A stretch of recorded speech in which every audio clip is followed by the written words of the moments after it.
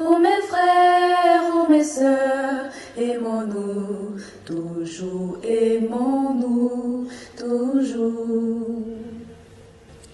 Lui pour toujours, c'est Dieu qui nous unit, son amour nous conduit et nous rassemble tous sous son aile. Par le lien de l'esprit, soyons toujours unis. Ô mes frères, ô mes sœurs, aimons-nous, toujours aimons-nous, toujours. D'où viennent les querelles et d'où viennent les haines parmi les enfants de ce royaume? Dans la vie nouvelle, brûlons ces choses vaines. Ô mes frères, ô mes sœurs, aimons-nous, toujours aimons-nous, toujours. Bonjour à toutes, bonjour à tous. Bienvenue dans cette émission baptisée Vita Consecrata, l'émission qui nous aide à découvrir les congrégations, les instituts religieux, à comprendre mieux la vie de ces personnes-là qui ont répondu à un appel décisif, un appel de Dieu, qui ont répondu à une vocation particulière. Mais quand on parle de vocation, de quoi s'agit-il? Et au cours de nos différentes émissions, selon la spiritualité de l'invité ou de la congrégation de l'invité, on découvre un tout petit peu les différentes formes, les différentes orientations, les différents angles de ce petit mot-là, spiritualité. Mais ce qui le renferme. Et puis, comment est-ce que c'est compris par les fondateurs d'instituts, les fondateurs de congrégations, les fondateurs de communautés. C'est juste, on peut s'arrêter sur un aspect, 2 ou 3 aspects, et puis on met en mouvement tout un peuple, on met en mouvement toute une vie pour permettre à ces personnes-là qui ont adhéré à cette idée, à cette spiritualité, de pouvoir se consacrer, d'adorer Dieu par leur vie. Et c'est beau, c'est magnifique à observer. Aujourd'hui, nous sommes avec les religieuses Notre-Dame du Calvaire. Bienvenue dans cette émission Vita Consecrata, cette émission qui a 2 volets. La première partie nous fait une catéchèse où on vient découvrir l'histoire, l'actualité, la réalisation de la vie religieuse ou la vie consacrée. Et puis, un autre pan, une autre partie qui, elle, nous permet de découvrir les congrégations, les instituts religieux, et par ricochet, on peut juste glisser sur l'appel vocationnel de l'invité du jour. Fort heureusement pour nous, nous avons 2 grosses invitées, 2 grandes invitées, 2 belles dames de la même famille, la famille des religieuses Notre-Dame du Calvaire. Je sais qu'il y a des dérivés de calvaire, mais avec elle, ça foisonne, c'est innombrable. Et je suis très heureux, très honoré de pouvoir les recevoir à cette tribune, dans cette émission en interview, pour découvrir la vie de leur congrégation, l'histoire de leur congrégation. Je suis avec sœur Sia.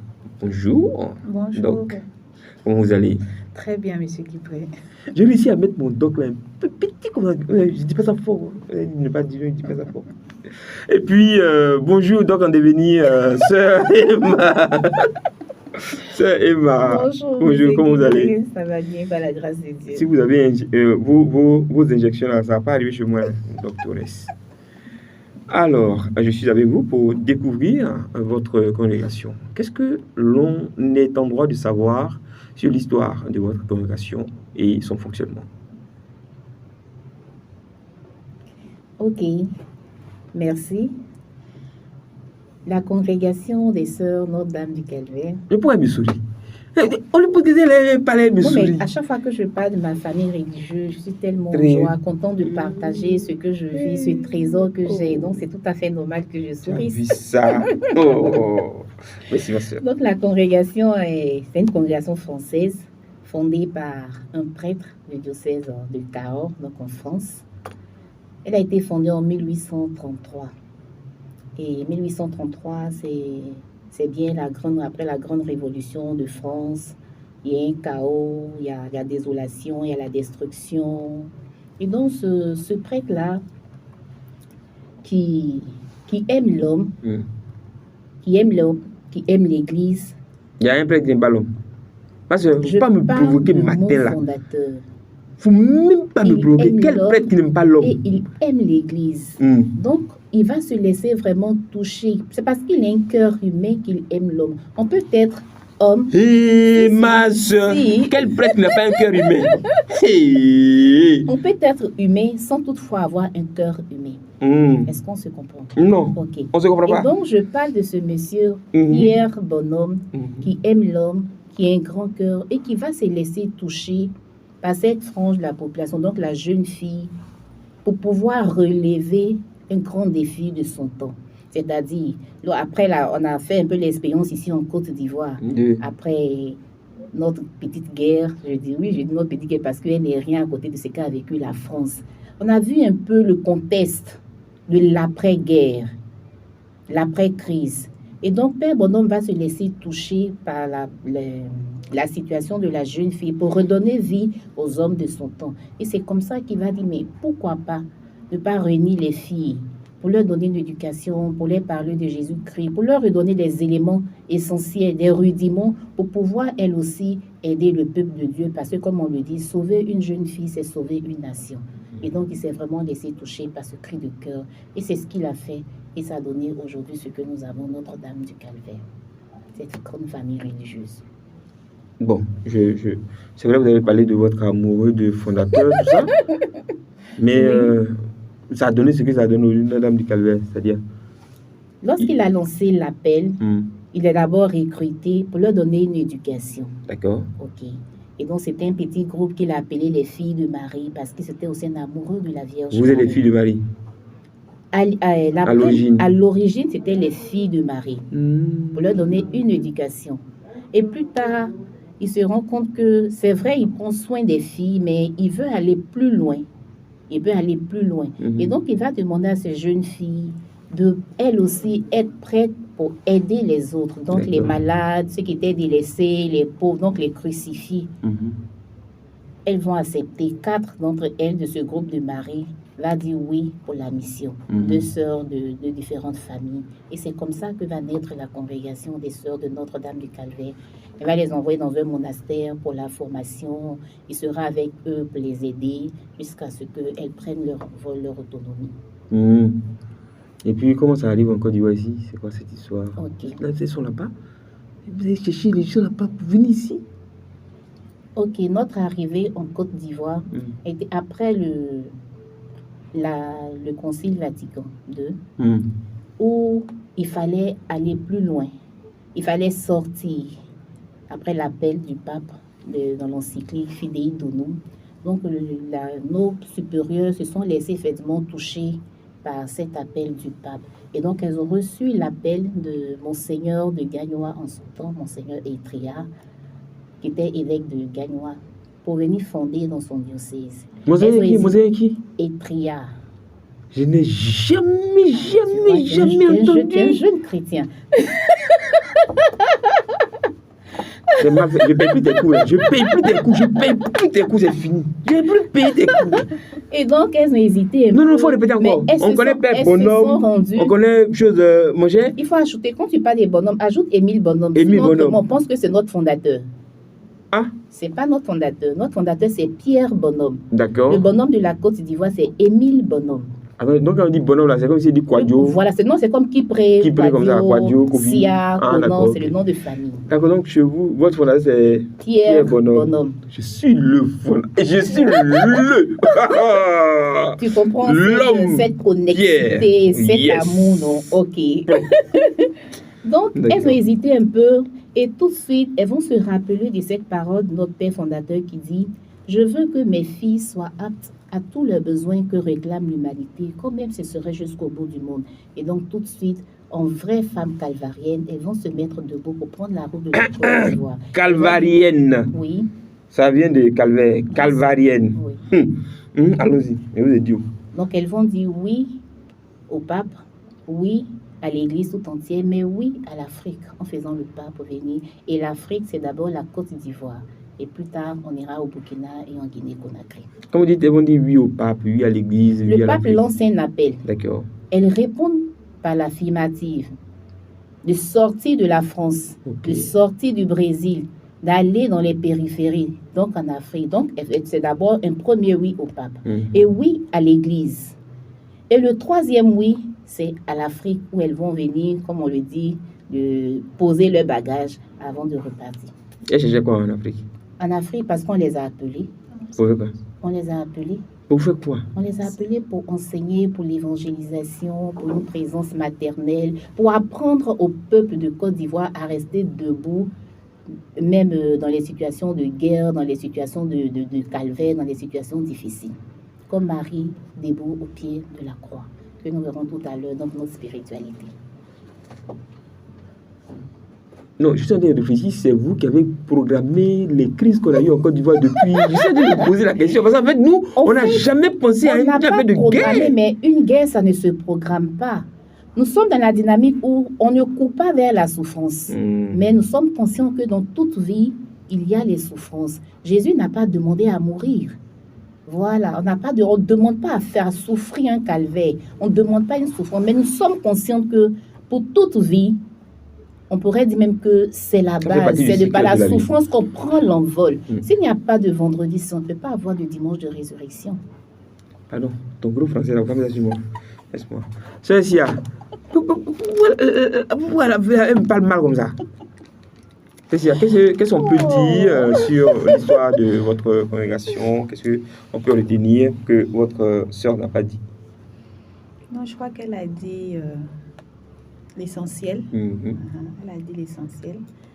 On pourrait ajouter le fait que cette présence des sœurs, ce oui des sœurs pour la Côte d'Ivoire, rentre aussi, je peux dire, dans le oui de l'amour du prochain. Okay? Elles auraient pu aller dans d'autres pays. Et dans l'histoire qu'elle a présentée tout à l'heure, cet évêque, par exemple, il s'est déplacé, puisque lui-même était français. Il est venu à la maison mère en France et il a rencontré les sœurs. Il a parlé avec elles de ce qui les attendait en Côte d'Ivoire. Vous savez que généralement, la mission, c'était des prêtres missionnaires. Mais ils se sont rendus compte qu'il y a certains lieux qui n'étaient accessibles qu'aux femmes. Voilà. Eux, ils pouvaient aller pour les sacrements, ceci, cela, mais cette éducation a apporté à la jeune fille ivoirienne cette proximité avec les mamans pour leur enseigner certaines choses, surtout qu'elle faisait de l'éducation sanitaire aussi dans les villages. Alors, ce rôle-là, il n'y avait que des femmes et surtout des religieuses pour pouvoir le faire. Alors, quand on devient calvarienne, qu'est-ce qu'on est appelé à faire? On prie, on mange, on dort, on travaille. Qu'est-ce qu'on fait concrètement? On rentre dans ce qui est le socle même de la vie consacrée, dont nous disons, qui nous vient de ce grand témoin de la vie consacrée qui est Saint Benoît, d'accord, qu'on retrouve dans sa règle. Je dis souvent que même pour la vie religieuse en général et la vie religieuse en Côte d'Ivoire, on devait toujours s'en inspirer. Le religieux, c'est celui qui articule la prière et le travail. Voilà, la prière et le travail. Donc, une religieuse calvarienne, c'est celle-là qui prend appui sur le Seigneur dans la prière, qui a une dévotion à Notre-Dame du Calvaire, c'est-à-dire qui fait toujours route avec cette présence maternelle de Marie dans sa vie, à travers certaines activités qu'elle va mener. Et ces activités, elle essaie toujours de les orienter dans le charisme de la congrégation. Le charisme de la congrégation, c'est-à-dire, si par exemple, Elle est, c'est pas directrice d'un foyer, parce que nous avons des foyers de jeunes filles pour leur formation, pour leur intégration sociale. Alors, cette sœur-là, elle va gérer ce centre en étant attentive au fait que ces jeunes filles, il faut les aider à grandir, à atteindre une certaine maturité à la fois humaine et spirituelle. Donc, c'est ce rôle que cette religieuse va jouer dans ce foyer. Mhm. Si elle est infirmière aussi, elle va jouer ce même rôle. Comment elle accueille, quelle est sa manière, par exemple, d'accueillir les souffrants qui arrivent dans ce centre de santé, qui ne sentent pas que, c'est une situation déplorable, qui sont délaissés, mais qu'elle soit cette main maternelle pour vraiment les accueillir. Voilà. Donc, une religieuse calvarienne peut agir dans plusieurs secteurs, mais qu'elle sache que c'est avec cette spiritualité, c'est avec ce charisme qu'elle va œuvrer. Quoique les mots calvarienne et calvaire aient le même dénominateur ou la même racine, c'est mieux calvarienne, c'est plus chic, c'est moins brutal, moins sévère, moins sanguinaire. Calvarienne, c'est stylé, ça fait chic. Bien, c'est intéressant aussi de le dire, mais le fond est là. Ouais. Le fond est là. Nous sommes catholiques, nous sommes chrétiens, et je pense que c'est toujours bien de le rappeler. Notre foi est fondée sur Jésus-Christ qui a vécu la passion, la mort et la résurrection. C'est la fuite souvent de ces réalités-là qui font que on a du mal à vivre notre foi en fait. Donc quand je dis sœur, on fuit quoi, ma soeur, on fuit quoi? Quand je dis, on fuit pas devant les gens. Quand je oh, dis les choses, les réalités, on fuit devant rien ici. La mort, ça vient, tu veux pas, tu prends le bus. Exactement. Hein? La mort encore, souvent, on n'a pas le choix. Mais la souffrance, les épreuves de la vie, la maladie, tout ça, c'est notre quotidien. Et donc, c'est cette capacité à transcender un peu ces réalités. Parce que, convaincus que nous ne les vivons pas seuls, en fait. Et ça, c'est important pour nous dans la spiritualité. Ah, ma soeur, là, comment ça, parce que je suis à la maison, je souffre, mon bras me fait mal. Je suis seul, il y a quelqu'un qui est à côté. Tu vas à l'hôpital. Donc, on ne vit pas ça seul. Parce qu'il y a l'hôpital. Bien sûr. La souffrance qui est là, la douleur qui est là, c'est pour moi. Oui, c'est toi, mais tu n'es pas seul. J'ai mal au ventre, je ne peux rien manger. C'est bon, ça va, calme-toi. Bois de l'eau, bois un médicament. Mon ventre me fait mal. Je vis ça seul, ma soeur. Ça fait mal. Monsieur Kipré, oui. Vous ne vivez pas ça seul. Pourquoi? Parce que je crois que c'est une injure même à Dieu de parfois ne pas considérer toute cette atmosphère dans laquelle nous sommes. Nous ne sommes pas des êtres solitaires. Éclairez-nous, ma soeur. Nous sommes des êtres en relation. Prenez vos bics, prenez note. L'enseignant doit parler. Nous sommes des êtres en relation et des êtres de relation. Donc, dans toute situation, Dieu a permis et a donné des capacités aux uns aux autres pour qu'on puisse apporter des contributions mutuelles. Si vous êtes malade, il a donné de pouvoir à certaines personnes de diagnostiquer quel est votre mal, de savoir quel médicament administrer pour vous sentir mieux. Il a donné à d'autres personnes d'être avec vous, de faire famille avec vous. Si vous sortez du lot, ça c'est votre problème. Mais en principe, vous avez des amis, vous avez des parents, parce que ces liens-là participent de notre épanouissement. Okay? Vous avez aussi la parole de Dieu, qui est là pour être médité, pour être contemplé, ainsi de suite. Donc, un être, quand je dis un être de relation, c'est un être qui essaye de garder cet équilibre avec tout ça en fait. On parle souvent d'une vision un peu plus holistique, c'est-à-dire éviter d'être des êtres solitaires comme ça dans la nature. Nous sommes en réseau, nous sommes avec d'autres. Et cet autre-là, premier, qui nous l'a vraiment signifié, c'est le Dieu qui est Père, Fils et Esprit Saint. C'est-à-dire, l'image de cette Trinité, en fait, nous renvoie toujours au fait que nous devons être en relation. Nous devons être toujours ces êtres de communion. Voilà. Donc, si vous souffrez dans votre coin, ça veut dire qu'il y a un manque quelque part qu'il faut ajuster aussi. Je ne dis pas que vous ne sentez pas la douleur physique, ok? Mais imaginez, vous sentez une douleur et puis vous avez un ami qui vient vous rendre visite et qui vous console, qui est à côté. Je pense qu'on a un grand de nos penseurs, non, le Père Jean Saint-Saint, qui disait quand tu es sûr que quelqu'un va te calmer, tu tousses en sa présence. Elle dit, tu es sûr que en toussant, la personne va te dire un peu Yakou. Vous comprenez? Donc, c'est vraiment cette image-là que quand on est en relation, le mal est un peu apaisé. Voilà.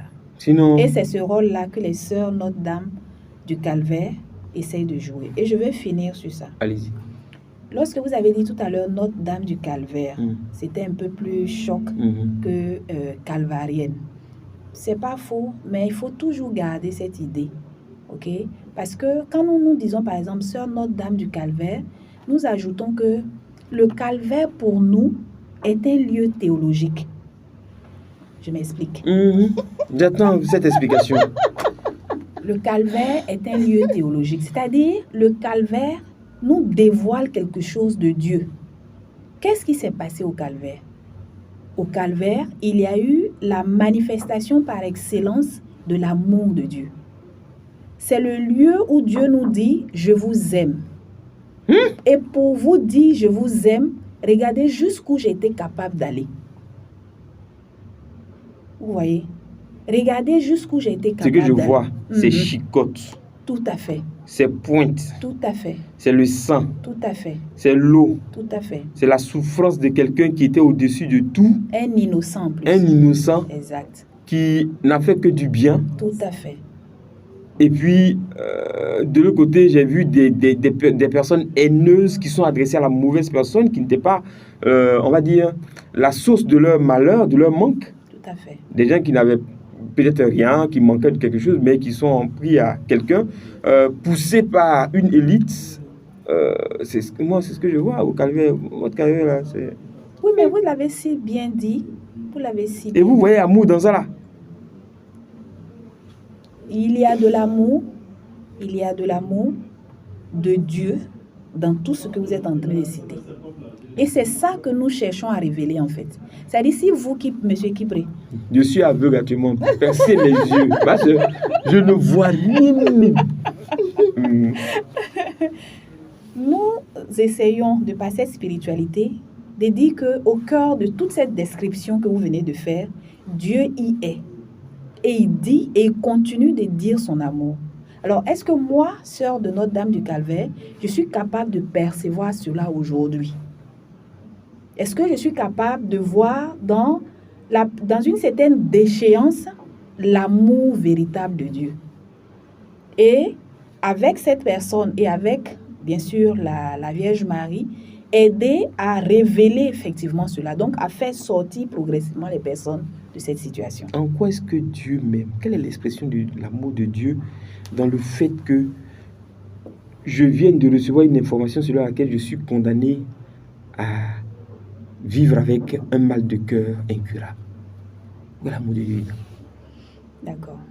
Où est l'amour de Dieu dans le fait que je suis en train de rouler tranquillement et puis, accident, côte cassée, jambes brisées.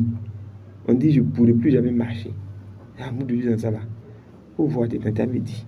L'amour de Dieu dans ça là. Bien. Je crois qu'on ne va pas se faire les avocats de Dieu. Lui-même, il est avocat. Il est assez grand pour se défendre lui-même. On ne va pas être les avocats de Dieu. Ça, c'est toujours tous ces débats un peu théologiques et philosophiques, non, sur la notion de la souffrance. Comment un Dieu amour peut-il laisser faire cela? Comment un Dieu plein de compassion, d'amour, compassion, de miséricorde est capable de laisser, par exemple, mourir un enfant innocent? Et de laisser agir Satan. Comment est-ce que, effectivement, quelqu'un se lève le matin, il va tranquillement à son travail pour pouvoir nourrir sa famille et puis il reçoit ce coup accidentel qui l'empêche désormais de mener à ses activités et puis nourrir sa famille. Comment est-ce possible? Comment est-ce possible? C'est sûr que cela restera une interrogation. La mort et la résurrection de Jésus est une tentative de réponse. Est une tentative de réponse. Je pense que elle n'efface pas nos souffrances que vous venez d'évoquer tout à l'heure. Mais elle est une tentative de réponse de la part de Dieu pour dire tout simplement, je suis avec vous dans cette réalité. Je suis avec vous dans cette réalité. Même dans la mort, je suis avec vous. La preuve. Et j'avoue que souvent, l'expérience de la passion du Christ est toujours pour moi une interrogation. Parce que la description qu'on a faite tout à l'heure révèle bien cela. Un homme bon. Un homme bon. Parce que parfois, quand tu poses certains gestes un peu, ou des actions un peu maladroites, quand quelque chose arrive, on dit, ah, c'est un peu bien fait pour lui. Tu vois, dans notre raisonnement purement humain. Non? Mais quand tu vois une personne si douce, si proche, enfin, on a vu qu'on retrace toute la vie de Jésus-Christ, donner la vue à des aveugles, faire marcher des boiteux, donner à manger, donner sa parole, parce que regardez tous les enseignements qu'il donne dans la Bible, qui font que chacun est heureux quand il le quitte, qui font que chacun est heureux de venir à sa rencontre pour l'écouter. Quand tu as ce profil-là devant toi, et puis après, la description qu'on fait maintenant le vendredi saint, tu dis, mais qu'est-ce qui se passe? Qu'est-ce qui n'a pas marché? Qu'est-ce que j'ai raté? Qu'est-ce que je n'ai pas compris? Exactement. Pourquoi c'est possible? Donc, où est Dieu dans tout ça en fait? Parce que ça ne devrait pas finir comme ça. Et pourtant, c'est ce qui s'est passé. Donc, nous allons certainement aussi revivre d'une certaine manière ces réalités-là, parfois même à un niveau, un théologien disait, Jésus, bon, c'est vrai, il a vécu cela, mais ça a été pour un temps et puis c'est fini. Il y a des gens qui sont dans des situations comme ça pendant des années, qu'on va mettre en prison, ou bien qu'on va amener en exil. Les femmes qui vont accoucher en prison, l'enfant innocent va naître en prison et prisonnier. Exactement, vous voyez. Bien sûr, c'est malheureux, mais ce sont des réalités. Alors, si on peut appeler ça une réponse théologique, c'est tout simplement « je suis avec vous ». Et c'est le nom d'ailleurs de Dieu, n'est-ce pas? Emmanuel, Dieu avec nous, le nom de Jésus. Donc, pour nous rappeler déjà à la naissance et puis à sa mort et à sa résurrection qu'il est avec nous. Donc, comment est-ce que moi, une chrétienne, une religieuse, dans ces situations, je suis capable de garder cette espérance et de dire Dieu est avec moi dans cette épreuve. Et nous avons, je pense, des témoins spirituels qui font cette expérience et qui montrent finalement que au cœur de tout ça, Dieu est avec eux. Et ils arrivent vraiment à surmonter leur épreuve. Je pense que c'est aussi une grâce à demander parce que c'est vrai que c'est pas facile. Dans le Dieu est avec nous, là, parce qu'on entend ça trop même. Vous exagérez. À l'église, le Seigneur est avec vous. On chante, on rit, on dit, le Seigneur est avec vous. Le Seigneur est avec vous. Dieu est avec nous. Emmanuel, Dieu est avec nous. On le dit. On le répète tellement qu'à un moment donné, on se dit, mais il est avec moi là. Pour que je guérisse, ou bien il est avec moi pour que je reste comme ça. Il y a les deux possibilités. C'est ce que je disais tout à l'heure. On va pas se faire les avocates de Dieu.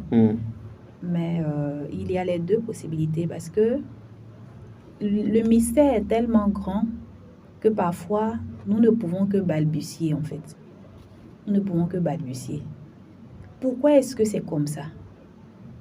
Des fois, on fait quelques petites interprétations.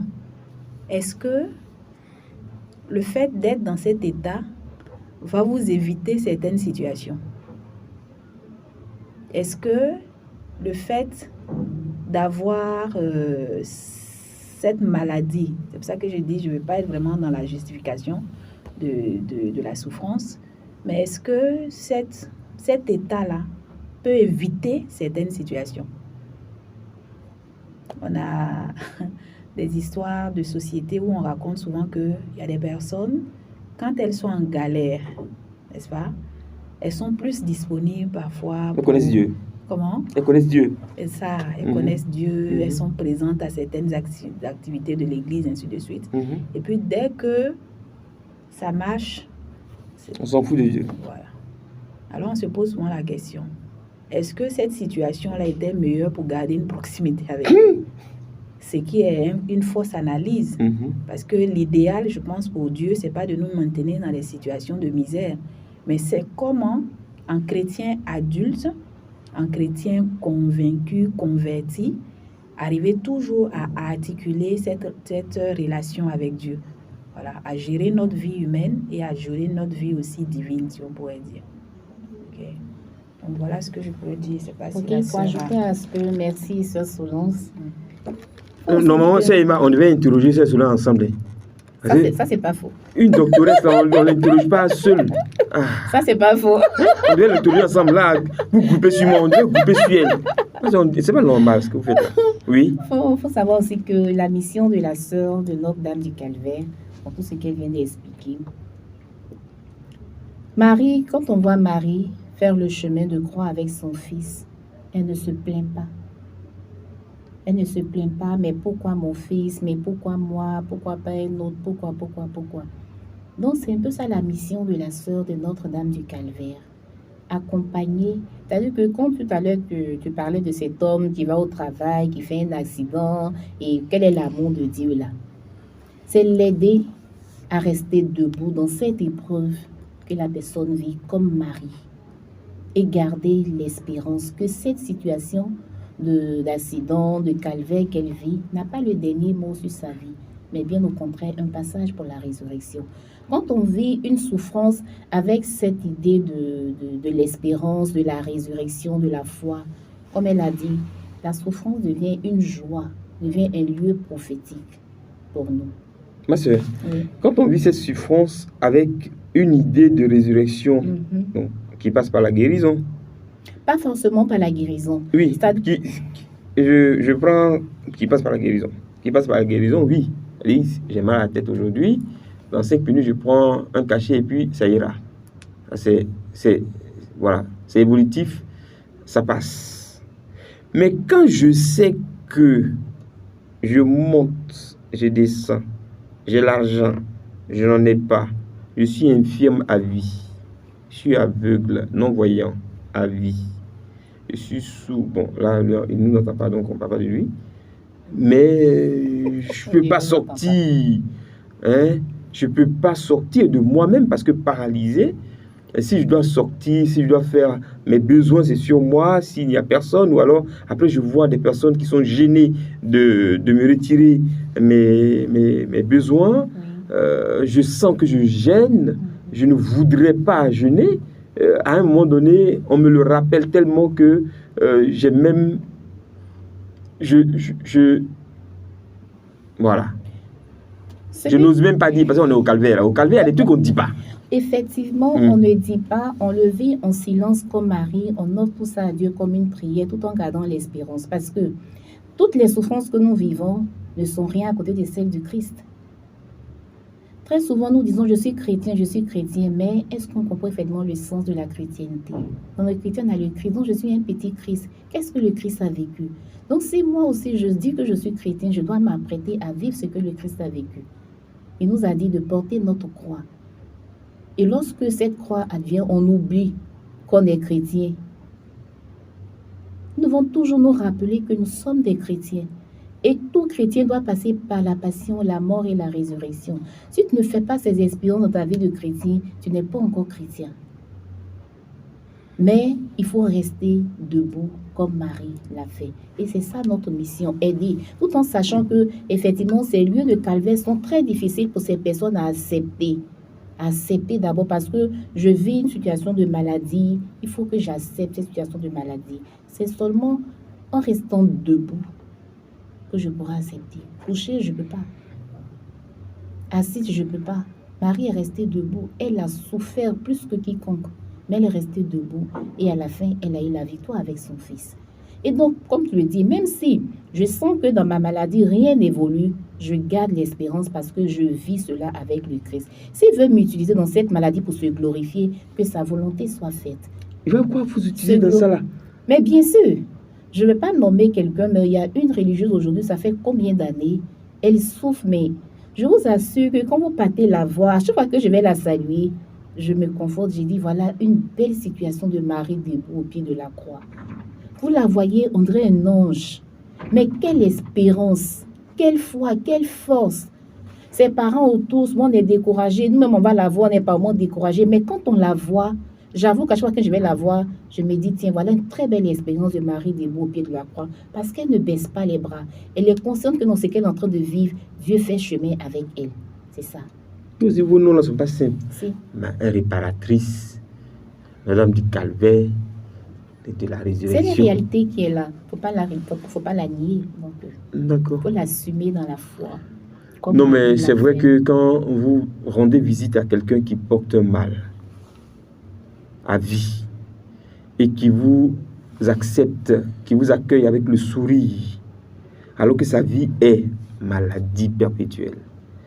Elle a en plus de cela 2 ou 3 jours où ça s'accentue grave. C'est-à-dire dans son état de malade, elle a des jours où quand vous l'appelez, vous appelez, vous dit, aujourd'hui là c'est pas bon, je suis malade.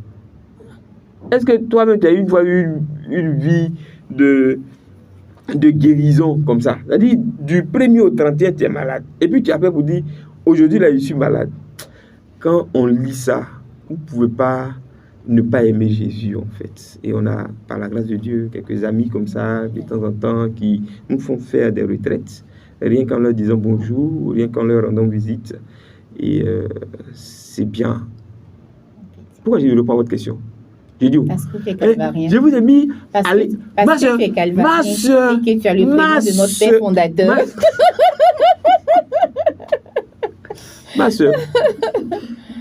Donc, c'est ça la spiritualité calvarienne. C'est donc ça là que tu as trouvé calvarienne, oui. Tu as trouvé pour dire que tu veux être religieuse. C'est ce nom-là même qui a tu fait. Tu ne peux pas trouver résurrection quelque part et puis non. Nous on va sauter sur ce dossier. C'est ce nom-là, mais j'ai dit, mais pourquoi le calvaire? Je vais voir.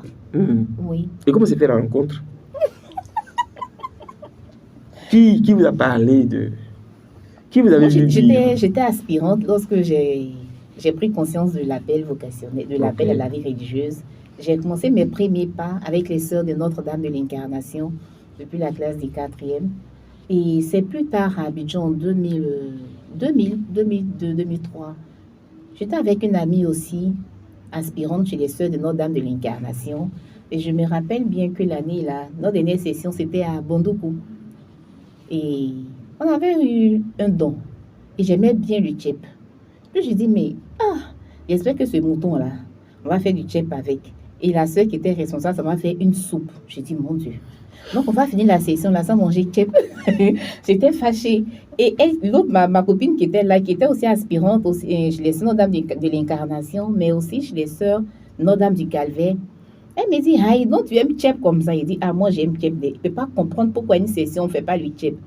Elle dit, c'est que si tu vas chez les sœurs Notre-Dame du Calvaire, tu vas rester là-bas. J'ai dit, mais c'est où ça encore? Elle dit, mais c'est à Kouma, c'est à côté de toi. J'ai dit, ah bon? En plus. Elle dit, ok, je vais aller voir. Si tu veux, à la prochaine rencontre, je t'invite. C'est comme ça qu'elle a donné mon numéro aux sœurs. Et je crois 3-4 mois après, il y a une session. À Kouma, si elles m'ont invité, je suis partie. Il y a eu du tchèp. Donc, quand je suis arrivée, j'ai dit, attends, je lui ai dit, mais ma copine, tu as parlé de moi ici bien parce que j'ai vu un tchèp ici, là. C'est pas vrai. C'est comme ça l'accueil qui m'a été réservé, vraiment. Je me suis vraiment sentie en approfondissant. J'ai compris que ce n'était pas le tchèp en fait, mais Dieu est passé par le tchèp pour me faire visiter le calvaire. Didio, est-ce que ce n'était pas de la publicité? Non, ce n'est pas de la publicité. Est-ce que ce n'est pas de la publicité? Parce que les grandes sœurs, vos mamans, quand elles savent que vous avez déjà commencé à marcher quelque part là, elles vous voient, elles vous mettent la poudre aux yeux. Est-ce que après, C'est toujours resté... Pas du tout. Après, quand j'ai fait l'expérience, j'ai connu un peu mieux la congrégation, le charisme, la spiritualité et l'histoire de la congrégation. Vraiment, je me suis sentie, ça répondait à ce que je vivais. Avant le temps de l'incarnation aussi, je me sentais bien. Mais à un moment donné, il a fallu faire un choix. Ça n'a pas été facile. J'ai prié, j'ai discerné parce qu'il fait le choix en deux choses bonnes, c'est pas facile. Là où je me sens. Mais il a fallu quand même que je fasse un choix. D'après quelqu'un, Jésus, tes yeux sont sur moi, mes yeux sont sur toi. Je t'ai vu épanoui, même chez NDI. Il a fallu, mais oui. Comment on arrive à... Ça, c'est un problème. Il faut que je trouve la solution. Il y a trop de publicité. Vous faites de belles publicités et puis après, c'est bon. On continue. Vous ne faites pas publicité. Comment vous êtes arrivé dans le diocèse de Grand-Bassam, les sœurs Notre-Dame du Calvaire? Et qu'est-ce que vous faites dans le diocèse de Grand-Bassam? Bon, comment c'est que je termine? C'est nous qui avons commencé. Vas-y. C'est toi la fondatrice de N'est-ce pas? Non, elle n'était pas ici, j'étais aux études. Bien, donc en fait, depuis les années 1959, la congrégation est arrivée en Côte d'Ivoire. Comme la sœur l'a dit tout à l'heure, dans l'historique, dans le diocèse de Gagnoa. Et très vite, elles se sont installées à la fois dans le diocèse de Gagnoa, mais aussi dans le diocèse de Daloa, dans la ville d'Issia, et plus tard dans le diocèse de... Bon, enfin, tout ça c'était Gagnoa. Tout ça c'était Gagnoa. Voilà. Tout ça c'était Gagnoa à Soubré, qui est plus tard est devenu donc le diocèse de San Pedro. Et donc, nous étions dans ces trois diocèses du côté sud-ouest. Avec le temps et l'entrée des jeunes dans la congrégation, il fallait penser un peu plus large. Penser notamment à la formation des jeunes, ainsi de suite. Donc, les sœurs sont venues du côté d'Abidjan pour chercher un lieu, une maison pour l'accueil de ces jeunes. Et c'est comme ça donc que nous avons ouvert la maison de Koumassi en 2003 avec Monseigneur Dakouri Tablé. On fait quoi là-bas? Là-bas, c'est donc une maison d'accueil des sœurs. C'est tout? En plus, vous êtes partout dans la Côte d'Ivoire. Voilà. Ah d'accord, donc en termes de... Voilà. Donc quand les sœurs viennent un peu à Abidjan, c'est un peu la maison d'accueil. C'est aussi pour l'instant la maison des sœurs qui sont en formation. Voilà, parce que nous avons des sœurs en formation à l'UCAO, nous avons des sœurs en formation au CELAF, nous avons des sœurs en formation à l'université publique. Voilà, donc c'est un peu sa mission principale. Et comme nous sommes des religieuses, donc nous avons toujours une mission en termes d'évangélisation. Nous avons nos sœurs aussi qui sont engagées sur les paroisses au niveau de la catéchèse, au niveau de la pastorale des jeunes, ainsi de suite. Donc voici un peu ce que fait cette communauté. C'est dans cette communauté donc que vit sœur Emma, puisque c'est là qu'elle était et puis elle suivait ses cours, qu'elle suit ses cours à l'UCAO. Voilà, donc en droit civil. Elle est élève. Elle a fini son master en droit civil. Donc elle n'est pas élève, elle est étudiante. Et elle continue. Chercheur. C'est intéressant. D'accord, super. Maintenant, comment vous expliquez votre habillement? Il est comment? On est des femmes ivoiriennes, je ne sais pas, à pagne. Très bien. Merci pour la remarque. Pourquoi nous sommes habillés comme ça? Nous entrons dans ce qu'on appelle l'inculturation de la vie chrétienne, mais aussi de la vie religieuse. Vous savez, nous avons un gros problème, nous les chrétiens, c'est d'avoir occidentalisé la foi. Ça veut dire quoi? Ça veut dire... L'école est venue occidenter la foi.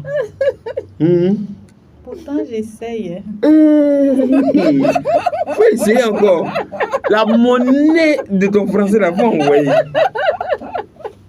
Je tourne ma langue vu qu'elle est sur l'arrêt. Non. En fait, vous voyez, la foi et la manière de pratiquer la foi sont deux choses différentes. D'accord. Ok? Si vous êtes dans un contexte, vous allez avoir des habitudes, des attitudes qui tiennent compte de la réalité où vous êtes. Ok. Ok? Voilà pourquoi, au niveau, par exemple, de la théologie, on travaille beaucoup sur ces questions d'inculturation. Ok. Ok? Ce que nous avons Mhm. et que l'Église souvent présente comme vêtements religieux est très contextuel. C'est lié au contexte, par exemple, je peux dire par exemple de l'Occident, lié même à son climat. Pourquoi vous voyez souvent en Occident les gens habillés en noir, en marron, ainsi de suite? Parce C'est que lourd en plus. c'est lourd, il faut donc résister au froid. Mhm. Ok? Ce que nous essayons donc de faire dans notre réalité ici, notamment avec le pain, c'est de dire, nous sommes bien sûr des religieuses, des consacrées, mais des consacrées dans un milieu donné. Et nous sommes d'abord des femmes. Et nous sommes des femmes africaines, des femmes ivoiriennes. Donc il est important que, de même qu'en Occident, parce que ce que nous appelons aujourd'hui, ou nous appelons souvent l'habit religieux, ce fut un habit par rapport à une réalité. Si vous prenez les femmes du XVIIIe siècle, par exemple en France, et leur habillement, vous allez voir qu'il y a certaines religieuses qui ont adopté le costume de ces femmes du monde, de ce monde, par exemple, rural. Ok? Et donc, c'est une manière de dire, nous sommes proches de ce peuple, nous sommes proches, nous vivons avec ce peuple, même si nous avons une identité particulière qui fait de nous des religieuses. Donc, vous allez constater que dans notre manière de nous habiller, généralement, les insignes de marque, c'est notre croix. C'est avec la croix que vous reconnaissez davantage une sœur de Notre-Dame du Calvaire. Si vous allez aux Philippines, où nous sommes, si vous allez au Vietnam, où nous sommes, si vous allez au Brésil, où nous sommes, en France, en Argentine, en Guinée-Conakry, au Burkina, c'est avec la croix que vous nous reconnaîtrez. Il y a d'autres personnes qui portent le pagne carreau aussi, et du blanc. Où? Non? Où? Dans le monde. Puisque vous dites que c'est la croix qui fait la différence particulière spécifique. Oui, c'est-à-dire c'est ça qui nous identifie. D'accord. Ce que je voulais dire par contre, c'est que ce n'est pas le carreau que par exemple les sœurs du Vietnam vont porter. Elles vont porter quoi? Elles vont porter la croix. D'accord. Donc ça, c'est notre identité. Voilà, Notre-Dame du Calvaire. Mais est-ce qu'il y a d'autres personnes qui portent le carreau aussi Je en pense, Afrique? De même que les tissus, s'il y a des sœurs par exemple qui sont habillées en marron, il y a des gens qui portent des tissus marrons. Si vous voyez des gens habillés, des sœurs habillées en bleu, il y a des gens qui portent des tissus bleus. Okay? Donc, ce pagne-là aussi, vous pouvez le trouver sur d'autres femmes, par exemple en Côte d'Ivoire ou même en dehors de la Côte d'Ivoire. On dit pour être Notre-Dame du Calvaire, là, on va à l'école, donc vous n'avez pas fini à carreau. Pour être sœur de Notre-Dame du Calvaire. Mais si tu es entré pour être sœur de Notre-Dame du Calvaire, c'est que tu es prête à aller à l'école. Quand on porte carreau pour te dire, même nous les patrons même qui sommes ici, on porte du carreau. Monsieur Kibré, pour être sœur de Notre-Dame du Calvaire, ce sont mes oreilles qui ont entendu. Il faut aimer Jésus-Christ. D'accord. Il faut s'assurer de son amour dans votre vie. Il faut être convaincu de cela. Il faut être prête à l'annoncer à travers la mission que vous faites. Okay? Et effectivement, les sœurs de Notre-Dame du Calvaire vont essayer de vous donner les moyens pour pouvoir accomplir cette mission. Donc, si ces moyens-là nécessitent, par exemple, de faire telle formation, elles vont vous encourager à faire cette formation pour mieux servir le Christ, en fait. Ça, elle m'a dit comment elle a rencontré Sœur Notre-Dame du Calvaire. Alors, et vous? Ah, d'accord. Alors, les voies de Dieu sont sondables. Insondables. Ah, d'accord. Chez vous, elles sont insondables. Elles sont sondables. Dieu, il parle clair. Alors, mon petit témoignage vocationnel commence à San Pedro. Je suis originaire de Mans, de l'ouest de la Côte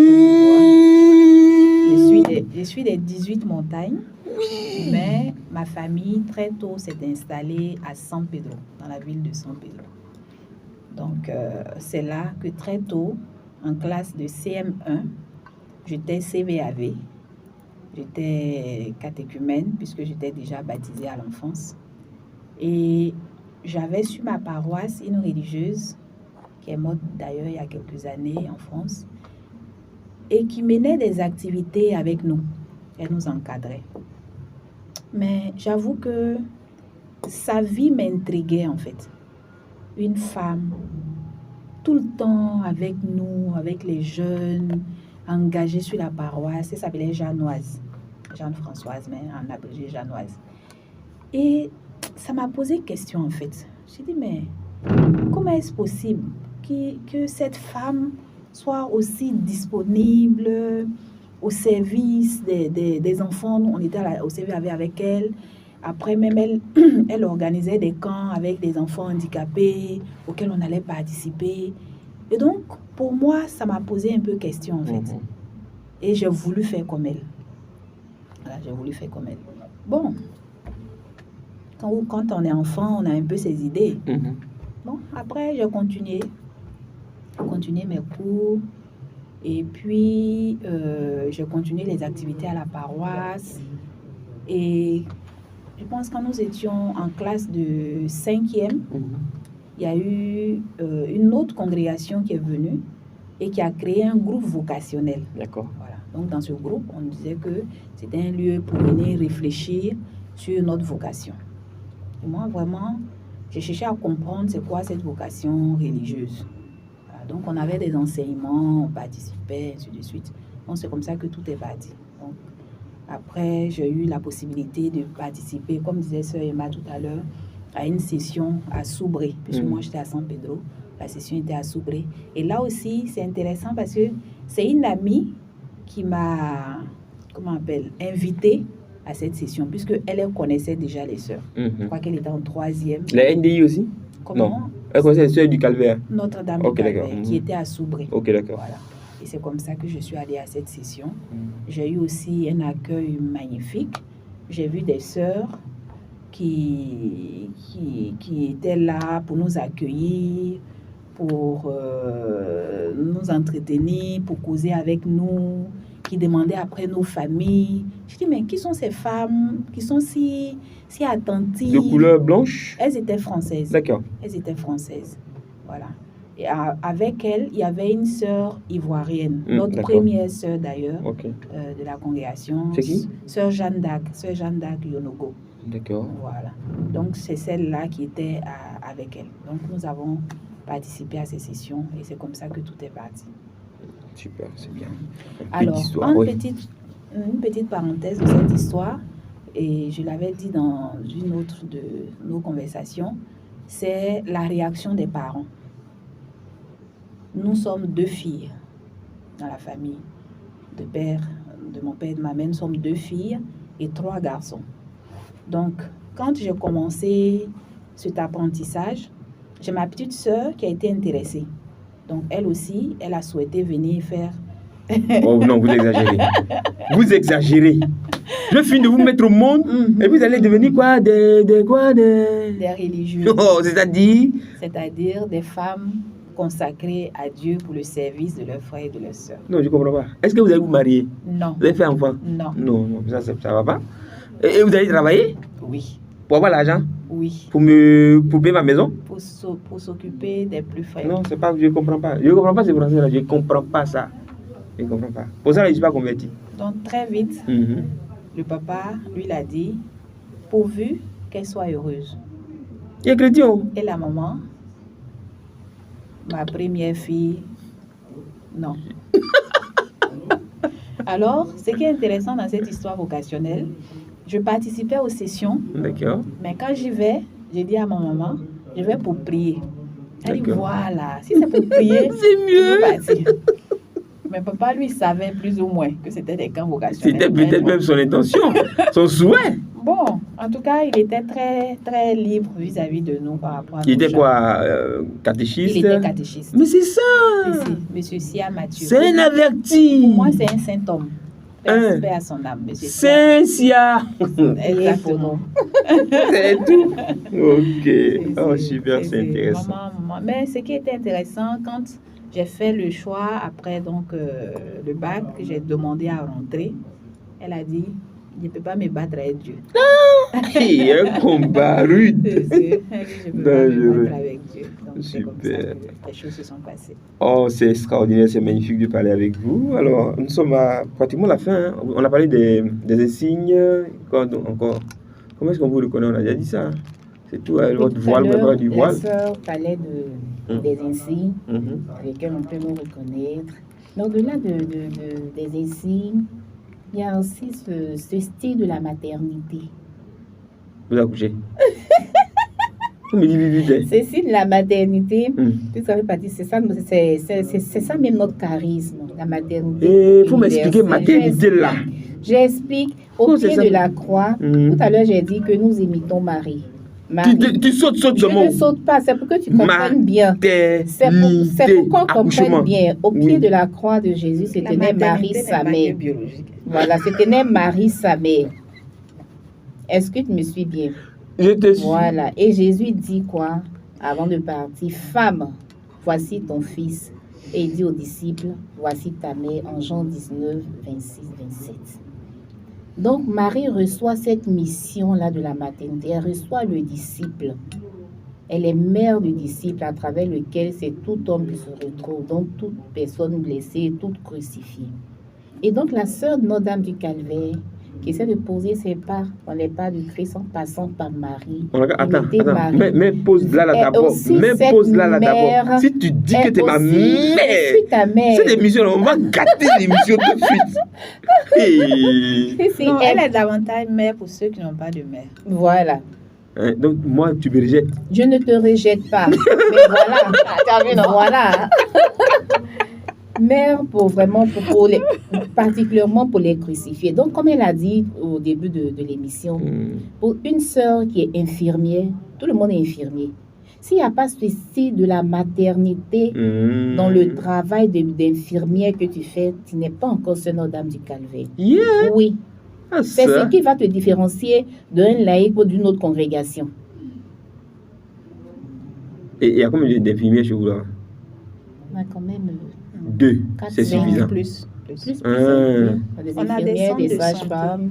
Waouh. On a Oui. des centres de santé à Soubré. Soubré. Et vous attendez quoi pour en faire ici à Grand Bassam? Quand On vous a fait allez, quoi? quand vous allez nous donner des L'autorisation. structures. Non, des structures. Ah, nous, on doit construire d'abord et puis vous allez venir gérer. Non, pas forcément. Mais Si vous quoi? nous donnez un espace Hein? où on peut construire, on pourra faire. Je vais vous trouver un espace à Djoufou tout de suite là. Allez-y alors. Vous avez cherché à Djoufou, vous n'avez pas trouvé espace. On n'avait pas l'argent pour payer. Et vous êtes Dieu. La vie religieuse là. Il faut quelqu'un derrière pour vous accompagner. Bien C'est sûr. ça. Des gens Donc, comme les pieds qui prient et voilà. bien d'autres. Seigneur, tu as entendu la parole prophétique de ta fille. C'est ça même. Amen. Amen. Voilà, donc merci mesdames d'être passées nous voir. Et cette présentation succincte, mais combien instructive de l'histoire de votre congrégation, de la vie de votre congrégation, de la spiritualité, du charisme présenté autrement, parce qu'en fait, on n'est pas allé dans les questions basiques, quel est votre charisme, quelle est votre spiritualité, mais c'est tout comme, et tout est dit, et tout a été tellement bien signifié que j'ai peur que certaines religieuses sautent la clôture pour venir vous rejoindre, parce qu'en fait, découvrons qu'il y a longtemps qu'elles cherchaient ça. Voilà. Que Dieu vous bénisse en tout cas. Un dernier Merci. mot, Oui, pardon, allez-y. à toutes ces jeunes filles qui ont très souvent peur du nom. Parce que quand on Dame du Calvaire, vous aimez la Non, souffrance. votre nom, c'est trop N'ayez pas compliqué. peur. Avec tout ce que nous venons de dire, on se rend compte que le calvaire, c'est bien au contraire la vie. Quand on aime la vie, on aime le calvaire parce qu'on sait que le calvaire, c'est forcément le passage pour la vie. Je reconnais cette phrase-là. C'est ce que tu as bossé par cœur pour faire la caravane de... Moi, j'ai un nom. De quoi? Merci, ma soeur, d'être passée nous voir. Donc, sœur Emma et sœur Sia étaient nos invités pour cette émission-ci. Merci de nous avoir suivis. Et puis, comme à l'habitude, n'hésitez pas à nous revenir avec des questions, des interrogations, parce que ces deux dames-là sont chercheurs, chercheuses, écrivaines en devenir. Il y a une qui chante dedans, il y a une qui chante pas, il y a une qui écrit, il y a une qui Je chante, enseigne. Tu chantes On a aussi? une chorale. Hein. Non. Ma chorale va célébrer ses 25 ans l'année C'est prochaine. quoi? Les enfants de Lourdes d'Issia. Ils n'ont pas encore vieilli. Ça se renouvelle. Ça se renouvelle, là. Après 25 ans, ils vont vieillir. En tout cas, merci, mesdames, d'être passées nous voir. Que Dieu vous bénisse. Amen.